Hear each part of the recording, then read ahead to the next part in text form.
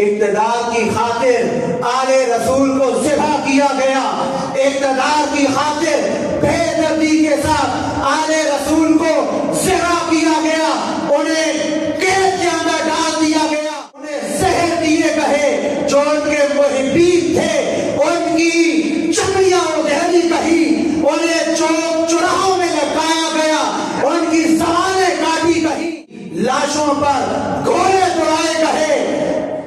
انسانی تاریخ کے اندر ہمیں کہیں بھی اتنے مظالم دکھائی نہیں دیتے جتنے آل رسول کے محبین پر ہوئے ہیں۔ کسی نبی کی آل پر اتنا